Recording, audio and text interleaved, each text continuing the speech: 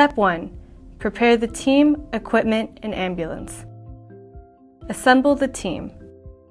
2 hygienists, 1 medical worker, 1 health promoter, 1 driver. Load the equipment. Load and properly place the following equipment in the ambulance.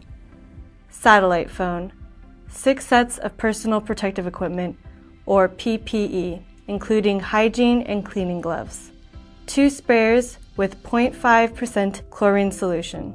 Mattress with plastic cover. Vinyl stretcher in case the patient can't walk. Something easy to disinfect to help the patient step into the back of the car if needed. Bucket for vomit. 1 liter hand sprayer with 0.05% chlorine. Thermometer. 10 plastic garbage bags. Hand soap. 1 kilogram of chlorine and 1 measuring spoon. 10-liter gallon filled with water to mix more chlorine if needed. Bucket with cover to keep protective items after use. A yellow bucket with cover for waste during the transportation of the patient. Wiping pads. Tape. Plastic cups. Food, oral rehydration salts, 1 liter and an added liter for each hour of transport. Bottle of water for each patient. Replace the items immediately after use. The equipment must always be ready to use. The ambulance. The driver should check that the ambulance is in good condition and has enough fuel. The driver needs to know the procedures. Make sure the driver has enough food and drink. The patient will be transported in a different car than the team. Step 2.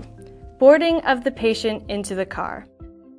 When you arrive in the community, the health promoter will get out of the car to confirm whether the patient transport will go on. All others must remain in the car until confirmed. The driver should stay in the car the whole time. The health promoter should wear normal clothes and be accessible for the community. They should keep a safe distance of 2 meters from the patient. They do not need PPE. The health promoter will explain to the family and the community the steps in transporting the patient.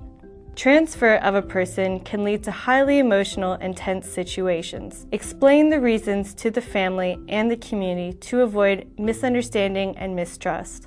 Reassure and comfort the patient so they are psychologically well prepared. Explain what is available in the ambulance: food, water, oral rehydration salts, and a bucket for vomit. Encourage the patient to drink as much oral rehydration salts as possible. There are 2 ways of transporting the patient. 1. The patient can walk alone without help. Ask the patient to move into the back of the ambulance. The patient must not touch the outside of the ambulance. There is no need to wear PPE if the patient will not be touched and the team can keep a safe distance of 2 meters. 2. The patient is too weak to walk. At least 3 people dressed in full PPE, 2 to assist the patient and 1 sprayer. 4 people if a stretcher is needed. Move the patient and secure the patient inside the ambulance. Dress into PPE and undress in front of the community. If the patient is heavy, more people need to wear PPE.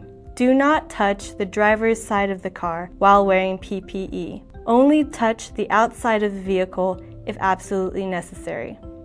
Once the patient is inside the ambulance, disinfect the back of the ambulance, close and disinfect the door using 0.5% chlorine. Step 3. Transport of the patient. The driver should stay in the driving seat and not have any interaction with the patient or the back of the car.